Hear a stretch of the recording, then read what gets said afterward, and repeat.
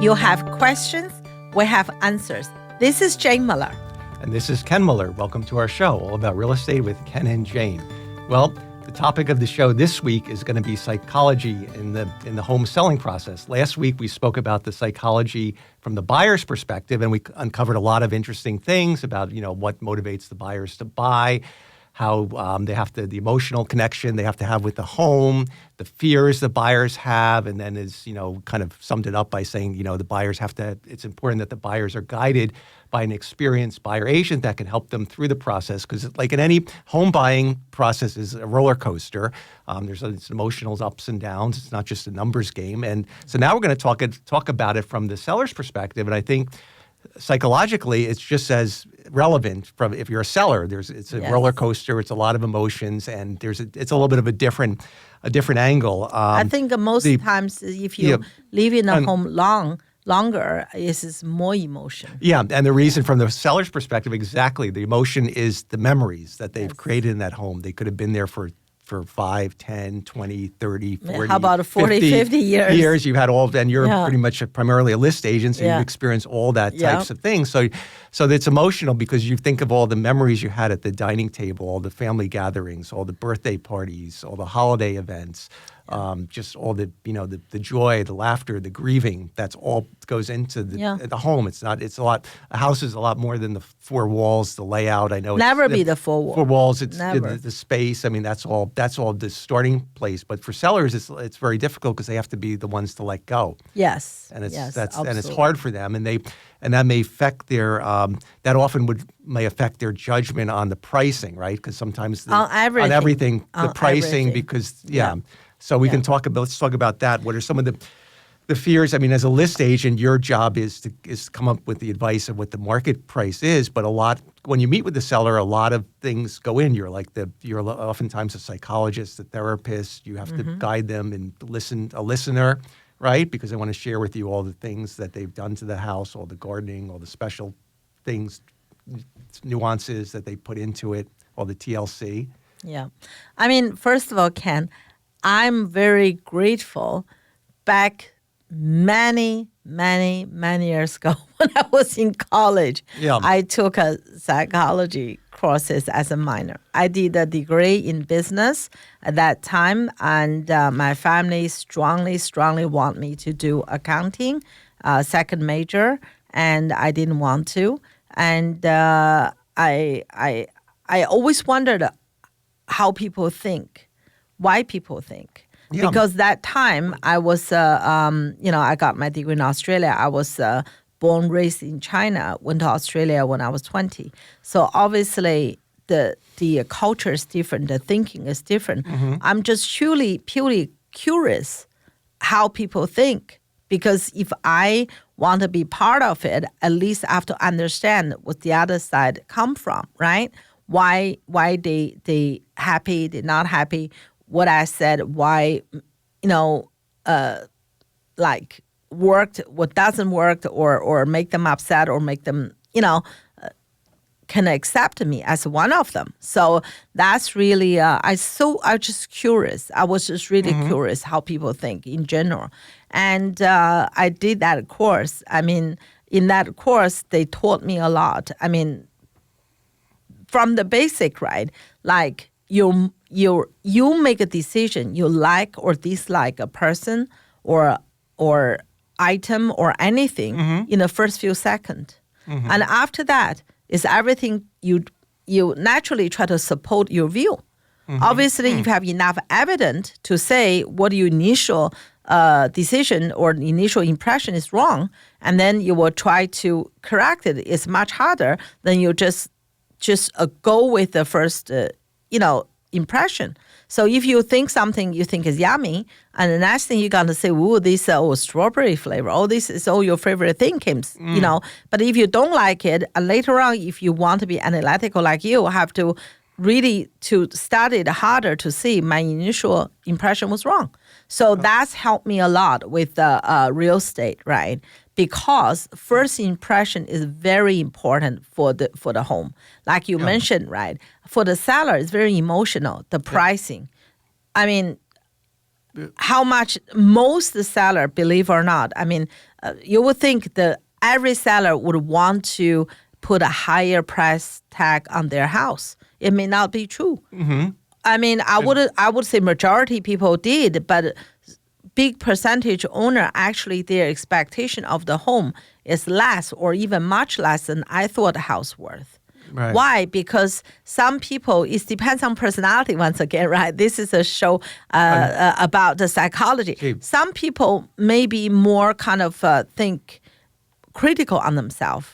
Okay? They're more critical on themselves. So they said, I'm not perfect, therefore the price. I mean, I said, no, your house is fine. It's not a problem. It's really good. It's nice and welcoming and it's comfortable. But they said, oh, my kitchen is like 15-year-old. But I said, look, it's still, after 2000, you used to have 42 inches, the cabinet, and you still have all these great features, right? It's 15 years old, but it's great condition. It's like new, right? So a lot of time it depends on the seller. But once again, one thing is you need a good agent to help you. And then you have to also, on the flip side, you have to deal carefully with those sellers that think that their house is great. You don't want to insult them, but you want to be realistic with them. They might have updated the house maybe 20 years ago, and they may not have the today. Maybe 30 years ago. It may not be today's modern definition of what's in fashion. Maybe the kitchen is in great condition, but it has the Corian, it has the lesser height cabinets. Yep. It may not, but it may not be, have the granite and the flashy, today's modern. So, and those sellers, you have to, but a good list agent, you have to navigate that water very carefully. Very carefully. I mean, sometimes, first of all, as an agent, I always tell the seller, and what do we learn about a real estate? Location may not be true for the seller. For the buyer, absolutely, right? That's true. But for the seller, in fact, it's a timing. Think about it, Ken. You have a identical home. You didn't do anything to it, or you did something, right? Just say 2019. If you call me 2019, how much your house worth? I give you a number. By 2021. Okay, your house is 2 years. Number's up. Yeah, your house is 2 years older. Whatever the roof plus 2 years, whatever HVAC plus 2 years. Right. You haven't painted, it didn't change. Your house is identical. I walk in 2021 versus 2019, but the price is very different. What is the price? It's percentage-wise, it's up. Went up a lot that time. Right. At least that So time bottom might line be is 10, everything 15 is minutes. 2 years. Everything in the home is 2 years older. Assuming you didn't do an updates, but the price went up percentage-wise. Yeah, and then think about it. Yeah. If I go into your house today, 5 years later, almost 6 years, because if I meet you 2019, it's 6 years later. Remember, your roof is 6 years older than whatever it was. HVAC is 6 years. You haven't changed a thing. I walk in your house 2019. I walk in your house 2021. Here I am in September and 2025. I walk in your house. You haven't. I thought, almost like my house, because I know this house so well. I came here third time. It's identical from the twice visit in the past, but your house worth much more today. Your roof is older, 6 years older than last time, right? Everything, you haven't changed anything. That's called timing, the market. So again and again, I try to explain to the seller, okay, it's what market bear, what market it is personal to you as a seller. It is personal to me as an agent represent you. But for the buyer side, it's just what the market is going to accept. Yeah. And then there's often the sellers that have a favorite room or appreciate the view, or they say, oh, look at these gardens, they're beautiful, but it's very hard to correlate that into a price value just because the gardens might have lush gardens in the back. The landscaping might be nicely defined. You might have a beautiful view from the sunroom that extends from the family room to the backyard. I mean, whereas a buyer, but the market is looking at it more in terms of what's the size of the square footage of it. There always is psychology. There is an emotional appeal. From the buyer side too, but the question is, how much it translates to dollars. To the dollars. That's the hard. That's the hard part to really say. I tell you, this even once, right? I had a seller, and so proud. They had all customized the furniture. Actually, it's built in. Built-in stuff. They were so proud. They spent must be a lot of money when the house was built. I mean not house was built. When they did it, I think late 80s or something. Right. They did everything built in. I didn't have a heart to tell them that the buyer actually is a liability. They're gonna think how much it's gonna cost them to get rid of them. Right. But they feel that's just the one of the feature. They want me to put on the feature sheet. All built-ins. You don't have to do anything. Right. I feel like to say, they're gonna do. They have to do everything. Or it might be another thing. Might be those homes that have the intercom system. Yes, they might think we do at one too. point in the 80s, Yes. that was like the greatest thing since sliced bread. But nowadays, nobody probably wants them because, first of all, they're obsolete. Yeah. Half of them don't work, and they're just these speakers everywhere that. And Our house, has yes, them, right. our house. So you got to think of it as a liability. The same thing. Yeah, You got to think you yeah. got to get rid of that, right? And a lot of people said, Yeah. can you put on the feature sheet? My house is fully with a security system and the wiring. I said, at the nobody moment, uses the wiring now. that is like wireless. So, but once again, Ken, that's a lot of emotion for the seller That's why you have to go through You them have with to them go very through. carefully and Listen, delicately and just try to listen to them. appease them because they haven't sold their house. They don't do it every day. You know, so Ken, for them, it's they just want to be heard. Once you acknowledge that, this is a psychology a subject here. Once you listen to them, acknowledge them, and softly try to explain to them, from the buyer. I always tell them when I walk in the door today, not as your agent, I walk in the door today as a buyer/buyer agent. What I see about this house, right? So that's really our job as an agent. Like I said, more than 51% is dealing with emotion. And showing support and understanding, and then putting it all together, and then helping them come up with the pricing. Right. But Yes. you have to be somewhat sympathetic and. Yeah, that's your job. Yeah. That's your job. You're part of your job. Like I said, 51% to be a successful agent, right? Regardless which side you are on. 50+% is how to manage emotion. Yeah. That's for the residential real estate. Yes. Yeah. Mm-hmm. So you earn a minor in psychology just by they should give you guys an on-the-job psychological minor just from work experience. That's right. They should have given me a major. Yeah, that's true, or a PhD. That's right. All right, we're going to take a quick break. We'll be right back after these messages. Okay, welcome back to our show. So, Jane, let's now switch to talk about why sellers sell. Last week, we spoke about why buyers buy, and likewise, there are valid reasons why sellers need to sell. They need to they want to upsize, they want to downsize, they want to retire, they want to move out of state, close to the family, job, financial reasons, family reasons, divorce, marriage. Maybe they want to get a bigger place. So there's always, like we said in the beginning of the show, there's always an emotional story. It's where they raise their kids. Yeah. The home is much more than the four walls. So when they're dealing with buyers, when they get, obviously once you get through the getting the price listed for what's a reasonable price, you get an offer in that gets accepted. Now the emotional roller coaster begins, because what is the one thing the buyer's going to do shortly after you get under contract? They're going to do that. I have to, Ken, once again, before that, right, even when the offer comes in, sometimes if the buyer offered too low or not too low or close enough, the seller may get offended. As a leasing agent, a lot of time my job is to help seller to understand it is personal to you, but please, let's just keep our emotion in check and then look at the offer, And at the end of the day, if you disagree, you can decline, but at least take a consideration, not in a rage, but rather use your cool head to think about it. Time after time, the seller declined the offer at the beginning, and later on we get less. Right. It's often like that. So it's our job. Once again. But on the flip side, there's the other situation where you have multiple offers. Yes. And you might have offer buyer A, buyer B, buyer C, buyer D. Buyer A was the lowest on round one, but then when you call for final and best on, let's say, round two, buyer A comes up dramatically, increases their final price to $50,000, which puts them in the forefront. However, there is a disadvantage, because then you might think that then you have Yeah, to look. the gap is too big. The gap is too big from the starting to the end Yeah, point, so meaning that they really we don't. question their seriousness. the sincerity, and also maybe they just want to win, and then later on home inspection. We want to choose one kind of stable option. The most seller would do. I mean, you say if this house is just say.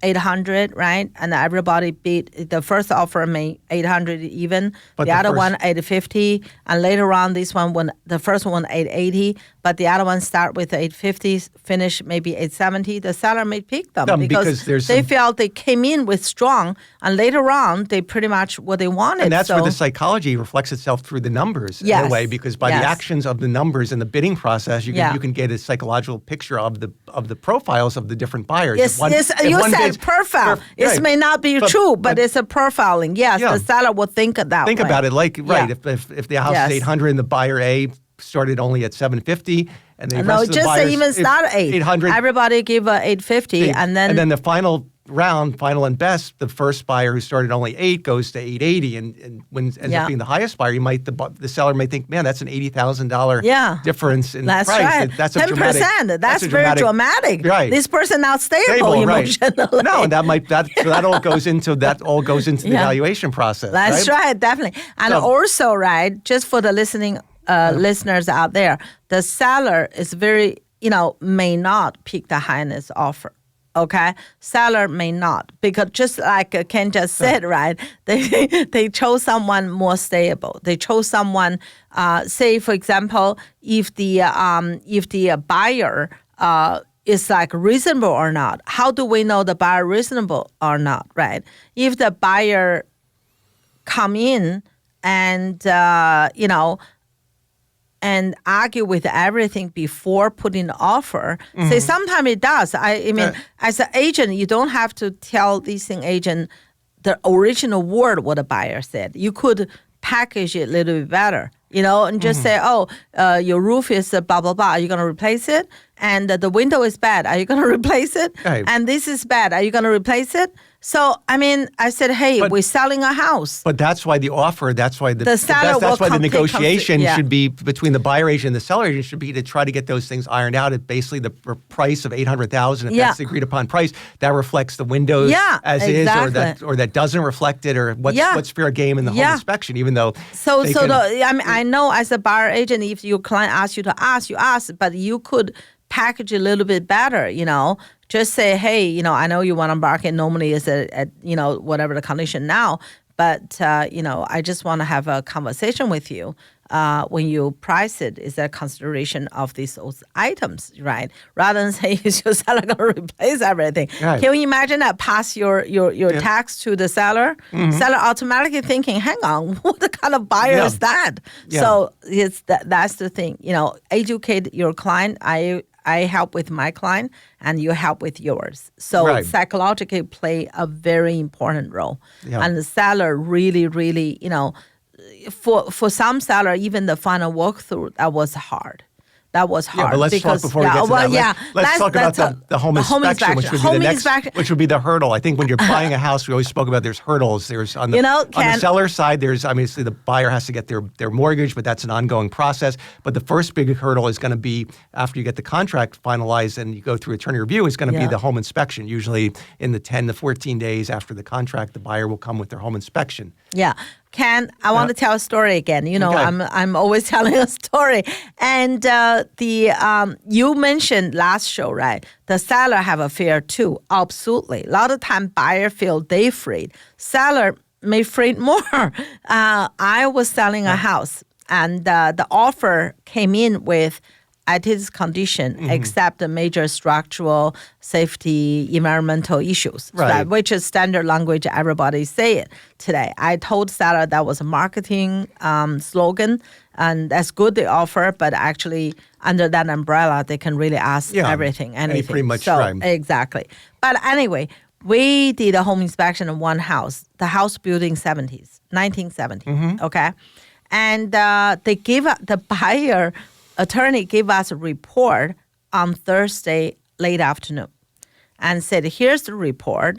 I will discuss with my client and come and get back to you with the items.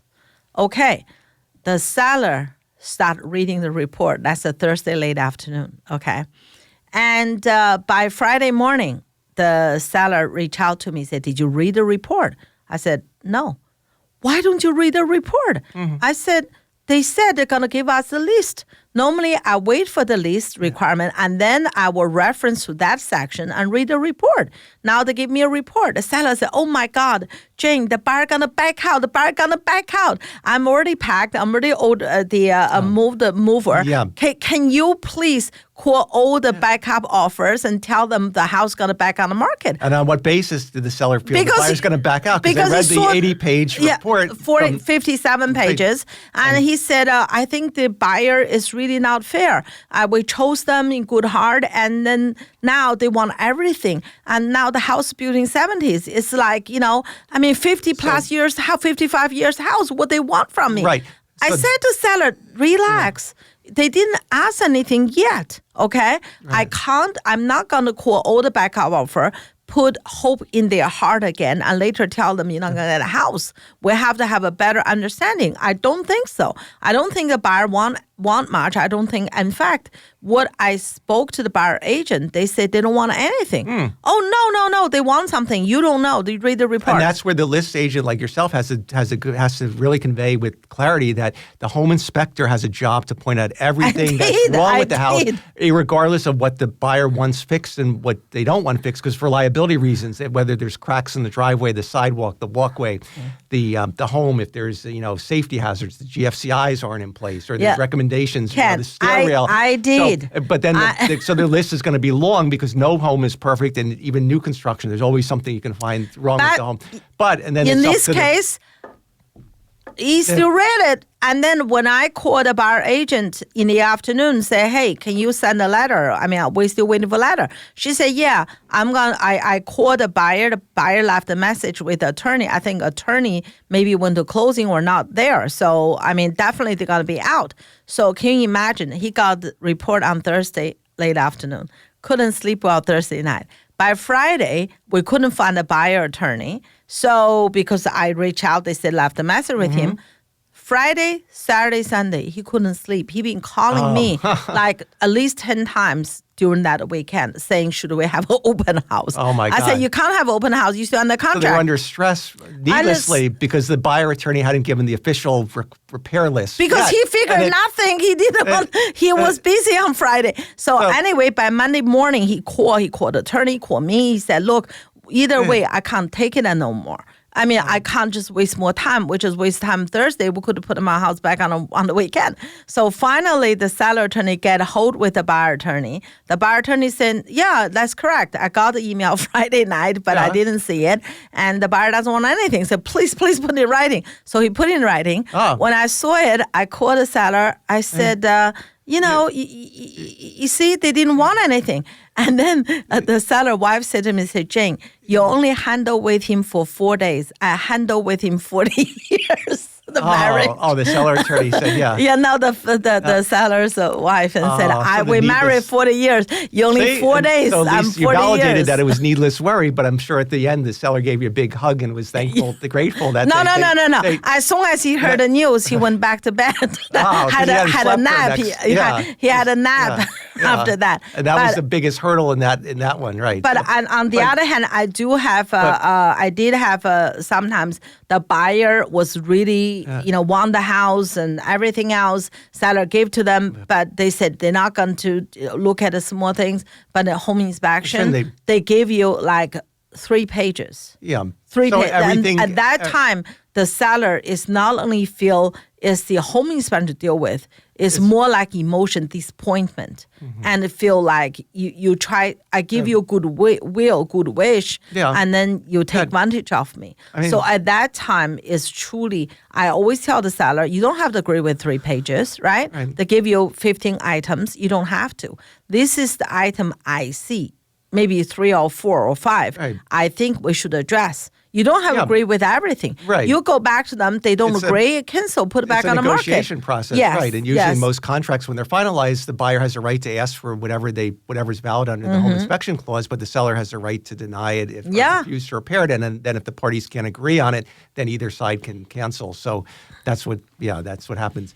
So a lot of times, it's a big emotional roller coaster on both ends, from the Yeah. seller and the buyer, because the Yes. buyer probably feels, after even if they agree on certain things verbally, then when they get the inspection there, they might reconsider and saying, hey, I'm paying $600,000, $700,000, $800,000 for this home.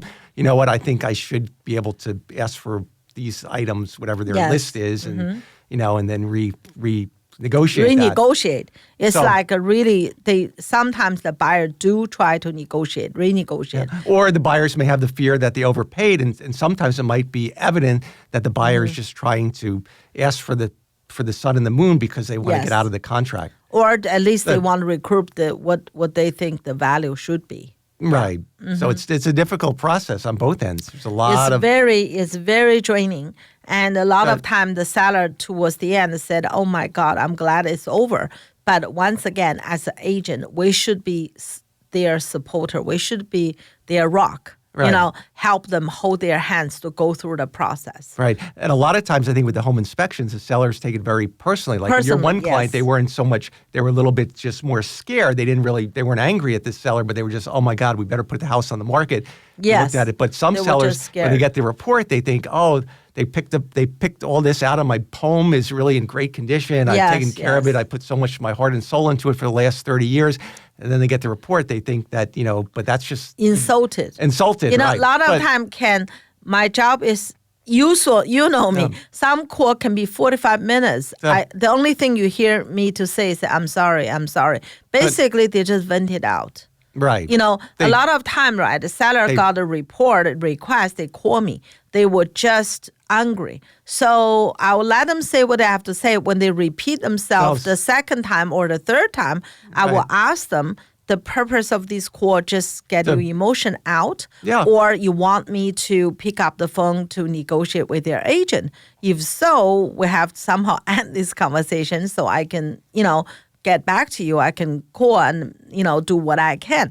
But sometimes the seller just they say, I'm sorry, Jenna, I just want to vent it out. So that's why as an agent, we have to have a cool head. We Right. have to, a lot of time, right, the two agents may have argument, right? So that's why a lot of agents said they rather, when it's a difficult transaction, a lot of agents prefer, work with me on the other end, because sometimes pick up the phone, screaming, yelling, calling names. That's useless. Yeah. I mean, that's not that. You have to really have a cool head to think. And you have to try to detach yourself emotionally. The way So- can get it, Yep. through, or if not, end it, in a peaceful way. Right. Yeah. Right. All right. Well said. We're out of time. That wraps up the show for this week. We guys hope you enjoyed it and enjoy the rest of your weekend, and we'll see you next week. Have a good Thank one. you.